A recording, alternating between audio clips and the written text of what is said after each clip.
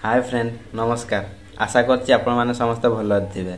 सांग माने तुमे जानिछ कि रावणर मृत्युदेह एबे भी एही दुनिया रे मौजूद अछि। मान्यतार अनुसार प्रभु श्री राम जेतेबेले रावणर वध करिथिला रावणर शव को शव संस्कार करिया पई रावणर सान भाई विभीषण को दायित्व दिया जाइथिला। हेले विभीषण रावणर राजगद्दी रे बसिबा लोभरे रावणर शव को सेमिति ही छाड़ी देला। तापरे कुहा जाउछि कि रावण को भगवान मानुथिबा नागपुर बासी माने रावणर शव को सांगरे नहीं गले।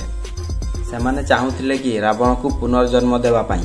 तापरे बहुत चेष्टा परे भी तांको किछि भी सफलता मिलिला नहीं। तापरे रावणर शव को नागपुर बासी माने ही श्रीलंका रे अवस्थित रेंगला नामक एक जंगल रे एक गुंफा बनै कि रखिदेले। सेइथिपाई एबे भी रावणर अस्थि एही दुनिया रे मौजूद अछि एवं श्रीलंकार सरकार भी एही कथा को नै कि दाबी करिसंती। तो भाई माने जदि तुम एही कथाटी जानिथिलो तो कमेंट सेक्शन रे जाई कमेंट करो। आउ हां जदि वीडियोटी भल लागि तो लाइक कमेंट शेयर सब्सक्राइब करा पई जमाई भूलिबेनी। रहउछि।